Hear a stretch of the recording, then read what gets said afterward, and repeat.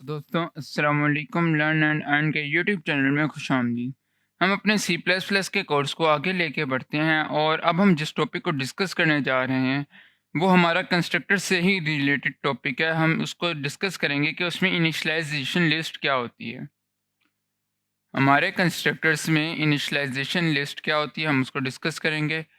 तो जल्दी से हम अपनी न्यू फाइल क्रिएट कर लेते हैं, क्लास 59.cpp के नाम से, और एंटर करते हैं।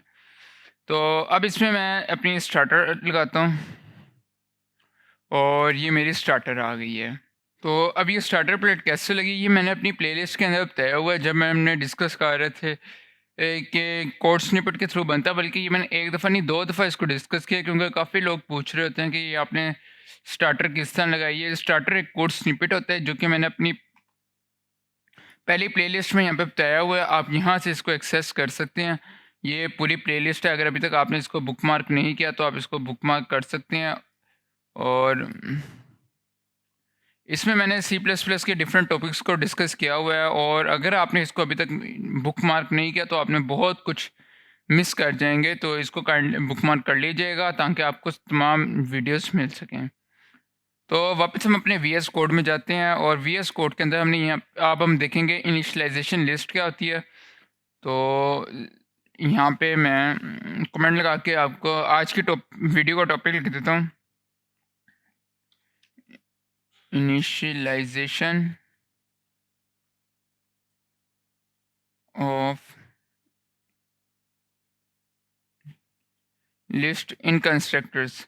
तो ये आज की हमारी वीडियो का टॉपिक है। और मैं इसमें कंस्ट्रक्टर्स के, हाँ जी, तो हम जल्दी से इस टॉपिक को शुरू करते हैं। और टॉपिक में मैं पहले थोड़ा सा कोड लिख लेता हूँ ताकि जिसकी बेस पे आपको समझा सकूँ। तो लाइक अगर मैं यहाँ पे एक क्लास क्रिएट करता हूँ क्लास सिंपल के नाम से, क्लास सिंपल, और सिंपल की मैंने क्लास क्रिएट की और उसके अंदर मैं दो से तीन इंटीजर लिखूंगा। मैं तीन इंटीजर उसके अंदर ले लेता हूँ, इंट ए,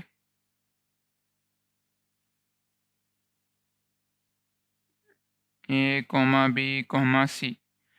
तो मैंने अपनी इंटीजर की क्लास के अंदर अपनी सिंपल की क्लास के अंदर तीन इंटीजर्स ले लिए। और ये इंटीजर्स बाय डिफ़ॉल्ट आपको पता होगा कि हमारे प्राइवेट मेंबर्स हैं, क्लास के प्राइवेट मेंबर्स हैं। तो अब मैं अपनी क्लास के कुछ पब्लिक मेंबर्स लिख लेता हूँ और उसके बाद मैं अपने कंस्ट्रक्टर की तरफ आता हूँ। तो मैं यहाँ पे पब्लिक कोलन लगाया है। अब मैं यहाँ पे अपना कंस्ट्रक्टर लिखूंगा क्लास का जो कि हमारी सिंपल का नाम है। तो एज के मैं बताए कि जो हमारे कंस्ट्रक्टर नाम वही होता है जो हमारी क्लास का नाम होता है।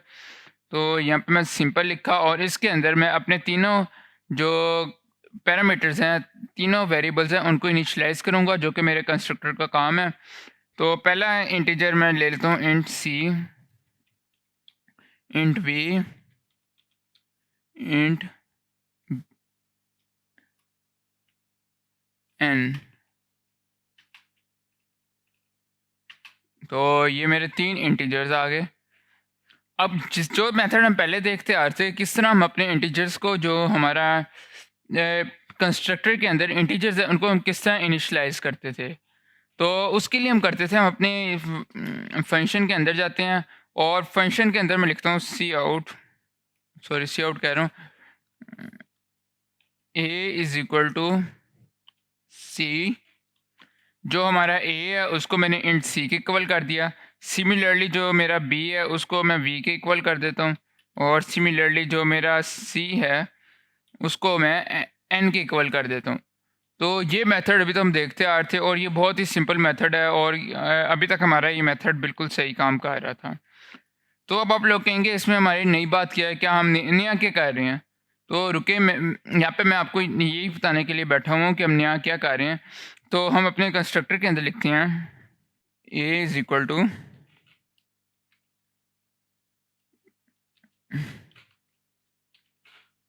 हैंडल कंट्रोल सी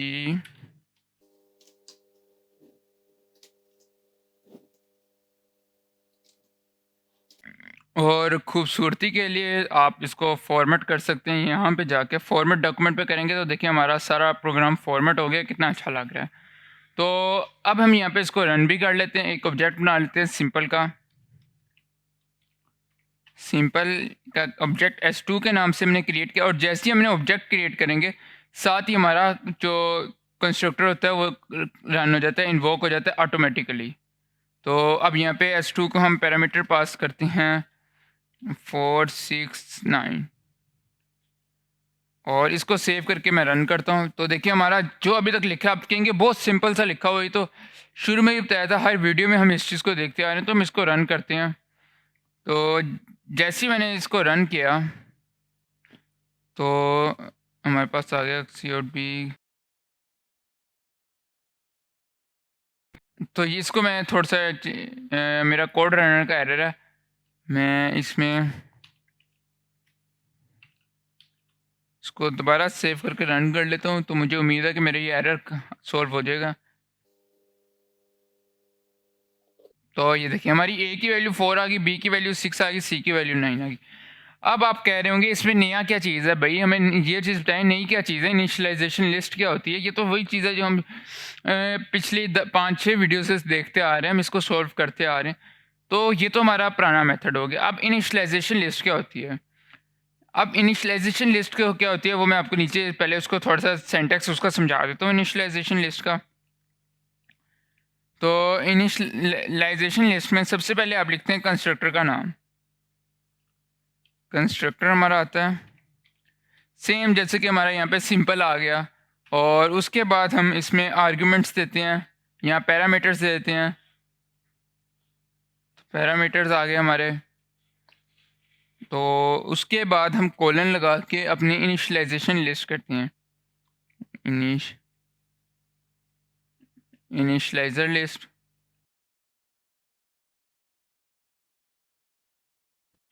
इनिशियलाइजेशन लिस्ट आ गई हमारी, और उसके बाद इसके अंदर हमारा प्रॉपर कोड आ जाता है। जो भी हमारा कोड होता है वो इसके अंदर आ जाता है, लाइक सी आउट वगैरह। ये हमारा इनिशियलाइजेशन लिस्ट होगी। अब मैं इसको, ये हमारा सिंटैक्स आ गया जो कि हमारा एज यूजुअल ऊपर है कि कंस्ट्रक्टर के पास जो दूसरा हिस्सा है पैरामीटर्स का, और उसके बाद कोड का। अब इनिशियलाइजेशन लिस्ट हमारी होती है इसके आगे, कैसे आती है मैं अब आपको इस एग्जांपल के थ्रू समझाता हूँ। कंस्ट्रक्टर आ गया, कंस्ट्रक्टर के बाद बल्कि इसको आपको ऊपर ही समझा देता हूँ कि अब इनिशियलाइजेशन लिस्ट हमारी कैसे आती है कि हमारा जो काम हम इधर कर रहे हैं, ये जो काम कर रहे हैं, ये काम अपने कर्ली ब्रैकेट्स के बाहर करेंगे। कैसे करेंगे? हम यहाँ पे आएंगे, हम यहाँ पे कॉलन लगाते हैं, और इसके बाद हमारी इनिशियलाइजेशन लिस्ट आ जाती है कि लाइक हम किस तरह इनिशियलाइजेशन लिस्ट को करते हैं कि हमने इस वेरिएबल को भी पकड़ा, लाइक मैंने यहाँ पे ए लिखा, और ए के बाद मैंने ब्रैकेट्स डाल के मैंने ए को जिसके इक्वल करना चाह रहा हूँ वो मैं लिख दूंगा। तो मैंने ए को सी के इक्वल कर दिया, ए को सी के इक्वल किया। सी के नहीं इक्वल करेंगे हम इसको, ए को करेंगे एम के इक्वल कर लेते हैं, सी एम के, क्योंकि हमारे पास सी 2 हैं। तो यहाँ पे हम इसको भी सी एम के इक्वल कर देते हैं, सी एम, और अब सही हो गया। सिमिलरली हम डालते हैं, और जो हमारा बी है उसको हम इक्वल कर देते हैं वी के, और जो सी है उसको आप सी लिखेंगे, पैराथेसिस डालेंगे, और उसके बाद जिसके इक्वल आप सी को कह रहे हैं यहाँ पे वो एंटर कर देंगे। तो सी को हमने एन के इक्वल किया तो एन आ गया, और उसके साथ साथ हम यहाँ पे भी सी एम कर देते हैं। तो इनिशियलाइजेशन लिस्ट में होता है कि जो काम आप अंदर अपने कंस्ट्रक्टर के अंदर इनिशियलाइज़ कर रहे हैं उसको आप कंस्ट्रक्टर के बाहर इनिशियलाइज़ कर देते हैं कि लाइक अगर मैं इसको यहाँ से डिलीट भी कर दूँ तो अब भी हमारा प्रोग्राम बिल्कुल सही रन होगा। इसको सेव करते हैं। अभी हम देखेंगे हमें इनिशियलाइजेशन लिस्ट की ज़रूरत क्यों पड़ती है। तो देखें स्टिल हमारा प्रोग्राम सही चल रहा है। अब इनिशियलाइजेशन लिस्ट की हमें ज़रूरत क्यों पड़ती है? हमारा दिमाग ख़राब है कि हम इसको, जो चीज़ यहाँ पे बिल्कुल सही चल रही है उसको हम रिमूव करके उसको हम इस जगह पे लिखें। तो इनिशियलाइजेशन लिस्ट की बेसिकली हमें ज़रूरत इसलिए पड़ती है ताकि जो काम हम कर रहे हैं, जब हमारा कंस्ट्रक्टर कॉम्प्लेक्स हो जाता है, हम बड़े-बड़े प्रोग्राम लिखने लग जाते हैं, जिसकी वजह से हमारा कंस्ट्रक्टर जो होता है वो कॉम्प्लेक्स होना शुरू हो जाता है। तो जब हमारा कंस्ट्रक्टर्स कॉम्प्लेक्स होने लग जाता है, उस कॉम्प्लेक्सिटी से बचने के लिए हम इनिशियलाइजेशन को यूज़ करते हैं। तो हम उसके लिए इनिशियलाइजेशन लिस्ट को यूज़ करते हैं। तो हम इसको अपने जो वेरिएबल्स होते हैं उसको इस ब्लॉक के बाहर इनिशियलाइज़ कर देते हैं, और जो कि हमें एक तो हमारा कॉम्प्लेक्सिटी बचा देता है कि, और हमें पता चल जाता है हमने किस चीज़ को कहाँ पे इनिशियलाइज़ किया हुआ है और कैसे इनिशियलाइज़ किया हुआ है। तो एक तो इसका ये हमारे पास रोल आ गया इनिशियलाइजेशन लिस्ट का। अब इनिशियलाइजेशन लिस्ट कैसे-कैसे सही रहती है, तो वो भी हम देख लेते हैं। तो अगर, तो अब देखिए मैंने इसको ऐसे इनिशियलाइज़ किया, ये ओके काम कर रहा है। मैं इसको यहाँ पे कर देता हूँ cm + 6 और इसको सेव करता हूँ, तो क्या ये काम करेगा? रन करके देख लेते हैं। तो देखिए ये काम कर गया। ए के अंदर हमारा जो ए के अंदर 6 ऐड हो गया और ये 10 आ गया, तो ये हमारा काम कर गया। अब मैं इसको इनिशियलाइजेशन को मैं इस तरह भी कर सकता हूँ कि मैं 6 को रिमूव करता हूँ और यहाँ पे v + cm कर देता हूँ। यहाँ पे v + a कर देता हूँ कि जो मेरा ये वाला वेरिएबल है, ये वाला वेरिएबल है, ये मेरे इस वेरिएबल के अंदर ऐड हो जाए। अब आप कहेंगे ये कैसे होगा? ये वाला वेरिएबल तो खुद इनिशियलाइज़ का हो रहा है, तो ये कैसे इनिशियलाइज़ कर देगा? तो ये कॉन्सेप्ट भी वही है जो हम पहले करते होते थे कि हम ऐड कर सकते हैं इसको। तो जैसे ही मैं इसको सेव करके रन करूँगा, तो हमारी ये चीज़ भी काम कर जाएगी। तो स्टिल हमारा 10 ही आएगा, क्योंकि ये देखिए अब हमारी b की वैल्यू 10 हो गई है, क्योंकि पहले हम 6 के अंदर हमने a जो 4 है वो ऐड किया, तो अब हमारी b की वैल्यू 10 हो गई है। तो हम इसको ऐसे भी कर सकते हैं n + b। अब हमारी c की वैल्यू जो 9 है उसके अंदर 10 होगा, तो वो 19 हो जाएगा। तो स्टिल ये तरीका भी हमारा काम कर सकता है। अब मैं इसको रन करता हूँ, तो देखिए हमारा 19 आ गया। तो एक तो ये तरीका भी, हम इसको इस तरीके से भी रन कर सकते हैं, और इसको और किस तरीके से हम रन कर सकते हैं वो भी हम देखते हैं। अब इसमें कौन सी चीज़ सही है, कौन सी चीज़ गलत है, बेसिकली हमने ये देखना है। तो ये चीज़ तो हमारी सही होगी, हम इसको इस तरह से तो कर सकते हैं, काम ये हमारा चलेगा, ओके होगा। तो आप इसको यहाँ पे प्लस भी कर सकते हैं, मल्टीप्लाई भी कर सकते हैं, माइनस भी कर सकते हैं, जो आप करना चाहें आप वो कर सकते हैं इसके साथ। कि लाइक अगर मैं इसको यहाँ पे मल्टीप्लाई कर दूँ, मैं मल्टीप्लाई करके इसको सेव करता हूँ, तो ये स्टिल हमारा वर्क करेगा, इसमें कोई एरर नहीं आएगा। आप इस पे कर सकते हैं। तो देखिए हमारे पास 90 आ गया, 10 × 9 90 आ गया। लेकिन क्या हो कि मैं इसको रिमूव करता हूँ यहाँ से, c + a को, n × b को रिमूव करता हूँ और इसको सिंपल क्रिएट कर देता हूँ। अब मैं चाह रहा हूँ कि मेरा जो cm है इसमें प्लस हो जाए मेरा b। Is it possible? क्या ये मुमकिन हो सकता है कि नहीं? हम इसको सेव करते हैं, रन करते हैं, तो देखते हैं। तो देखिए हमारे a के अंदर गार्बेज वैल्यू आ गई। क्यों आई? क्योंकि जो हमारा b है उसको अभी तक कोई वैल्यू इनिशियलाइज़ नहीं हुई। हमारे b एक खाली एक इंटीजर है जिसको कोई वेरिएबल इनिशियलाइज़ नहीं हुआ। b को पहले a को वैल्यू इनिशियलाइज़ होगी, फिर b को वैल्यू इनिशियलाइज़ होगी। तो अभी तक हमारे b में कुछ भी नहीं है, जिसकी वजह से गार्बेज आ गया। तो चलो ठीक है, ये तो समझ आ गया, b के अंदर इस तरह गार्बेज आ जाता है। ये हम नहीं कर सकते। तो क्या मैं इसको ऐसे कर सकता हूँ कि मैं इसको यहाँ से b को पहले लिख दूँ और a को मैं बाद में लिख दूँ? क्या ये पॉसिबल है? तो हम ये करके देख लेते हैं। मैं इसको रन करता हूँ और तो देखें ये हमारा रन हो जाता है, और सेम वैल्यू के जो हमने a को वैल्यू दी थी वो आ गई, जो b को वैल्यू दी थी वो आ गई, और जो c को वैल्यू दी थी वो आ गई। तो यहाँ पे तो हमने इनको एक ही लाइन पे इनिशियलाइज़ किया कि अब मैं इसको आपको थोड़ा-सा और चेंज करके दिखाता हूँ कि मैं चाहता हूँ आपके हर तरह के कॉन्सेप्ट्स क्लियर हो जाएँ, इसलिए मैं बार-बार कर रहा हूँ कि मैं इनको एक लाइन पे नहीं करता, मैं इनको अलग-अलग इनिशियलाइज़ करता हूँ। और इंट सी करता हूँ। अब मैं इसको सेव करता हूँ, अब देखते हैं ये रन होता है कि नहीं होता।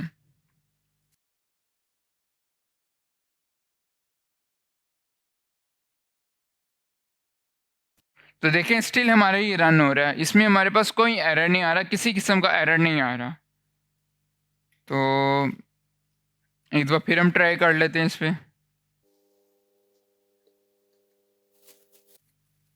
तो देखिए मैंने वैल्यू भी चेंज करके देखा, तो हमारा ये तरीका भी रन हो रहा है। इसमें भी हमारा कोई एरर नहीं आ रहा। चलिए मैं इसको CN को करके देखता हूँ, शायद CN से एरर आ जाए। मैं यहाँ पे CN को लिखता हूँ और अब सेव करता हूँ। तो अब मैं इसको रन करता हूँ सेव करके, अब देखते हैं अब हमारे पास एरर आता है कि नहीं आता। तो देखिए अभी तक हमारा ये सही काम कर रहा है। तो ये हमारी सिंपल सी इनिशियलाइजेशन लिस्ट थी और ये किस तरह काम करती है आपने देख ली। ये जो मेजॉरिटी ऑफ प्रोग्रामर्स होते हैं वो इनिशियलाइजेशन लिस्ट को यूज़ करते हैं बजाय इसके कि उस ब्लॉक के अंदर इनिशियलाइज करें किसी वैल्यू को। तो अभी हम यहाँ पे एक और चीज़ देखते हैं। अब हमने इसको कर दिया, आगे पीछे कर दिया। अब मैं यहाँ पे क्या करता हूँ, अब मैं v के अंदर v प्लस सी करता हूँ। v प्लस सी किया, इसको सेव किया, सेव करके रन करता हूँ। तो अब देखते हैं हमारे पास क्या चीज़ आती है। तो देखिए अब हमारे पास जो b की वैल्यू है उसके अंदर हमारे पास गार्बेज आ गया। देखिए हमारे पास गार्बेज आ गया, b की वैल्यू के अंदर हमारे पास गार्बेज आ गया। अगर मैं देखिए पहले तो ऐसे रन हो रहा था, अब क्यों नहीं रन हो पा रहा कि ऊपर वाली लाइन पे तो रन हो रहा है, अब क्यों नहीं रन हो पा रहा। चले मैं CM के अंदर c की वैल्यू रन करके देख लेता हूँ। मैं CM के अंदर 5 सी रन सेव करता हूँ या 20 सेव करता हूँ CM के अंदर और इसको मैं सेव करता हूँ। सेव करके मैं इसको रन कर देता हूँ। तो अब हमारे इसमें एरर आ रहा है A के अंदर। तो ऐसा क्यों है, एरर क्यों आ रहा है, किस वजह से हमारे यहाँ पे गार्बेज आ रहा है। एरर तो नहीं आ रहा, गार्बेज आ रहा है। तो उसकी रीज़न ये है, उसकी रीज़न है कि जो चीज़ आपने पहले डिक्लेयर की है उसको आप पहले इनिशियलाइज करेंगे। तो देखिए अब मैं CM को अगर अब मैं करूँ CM प्लस B और इस B जो हमारा B है इसको मैं A के ऊपर ले जाऊँ। अब हमने जो B है उसको पहले डिक्लेयर कर दिया, तो अब हमारा काम रन होगा। अब मैं इसको सेव करके रन करता हूँ तो अब गार्बेज नहीं आएगा। तो अब देखिए अब गार्बेज नहीं आ रहा। तो जो बात यहाँ पे आपने ध्यान रखना है, जो चीज़ आपने पहले डिक्लेयर की है उसको आप पहले इनिशियलाइज करेंगे, जो चीज़ बाद में डिक्लेयर की है उसको बाद में इनिशियलाइज करें ताकि आप सॉर्ट ऑफ गार्बेज से बच सकें। क्योंकि जो आपने पहले चीज़ को डिक्लेयर कर देते हैं, अगर मैं B को बाद में डिक्लेयर करता तो उसने पहले A की वैल्यू को इनिशियलाइज करना था, यहाँ पे A की वैल्यू को इनिशियलाइज करना था, फिर B की वैल्यू इनिशियलाइज करनी थी। तो जब पहले A की वैल्यू इनिशियलाइज हो रही होनी थी तो B तो अवेलेबल ही नहीं होना था। तो इस वजह से हमारे पास गार्बेज वैल्यू आती है। तो उम्मीद करता हूँ आपको समझ आई होगी। तो आज के लिए इतना ही, मिलते हैं अगली वीडियो में, तब तक के लिए खुदा हाफिज़।